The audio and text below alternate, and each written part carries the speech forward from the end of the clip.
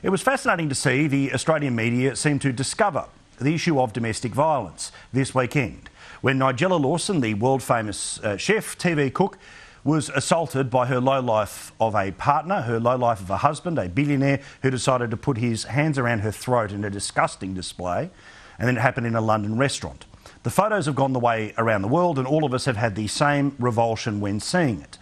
But I say that it's good of the media to discover the issue of domestic violence because just this week, in the past 7 days, a report was released by the New South Wales government that actually pointed out some of the key numbers involving domestic violence. Yet this was nowhere near the front page. This wasn't on your TV news because it was considered, I don't know, too much of the too hard basket.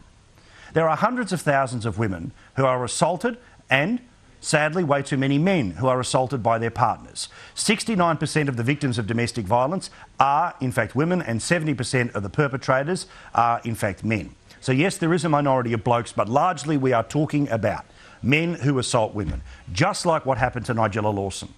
Why is this not a bigger story? How is this not dealt with head-on like so many other problems that we have had in the past? How have we not dealt with the issue of domestic violence in the same way that we dealt with drink driving or public smoking? Behaviours that people always believed we'd never be able to change. Well, we can change these behaviours. Here are some of the numbers. 27,000 women, 27,000 women reported being physically assaulted by their partner in one state alone, New South Wales, in the past 12 months. That's phenomenal. As I said, the numbers, once you stack up all the different states, we're talking about a couple of 100,000 people. Now, obviously, a celebrity gives us the opportunity to talk about the issue.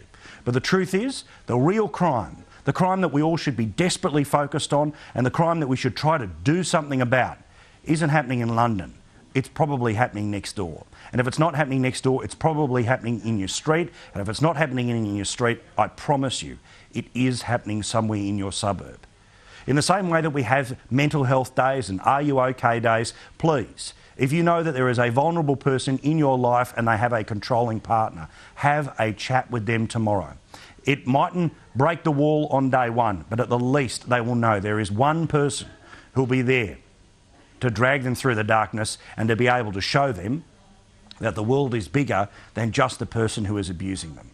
Victims need as much support as possible, just like Nigella Lawson. And imagine for her, it's played out on a global scale, her sense of embarrassment and shame and anger towards her partner.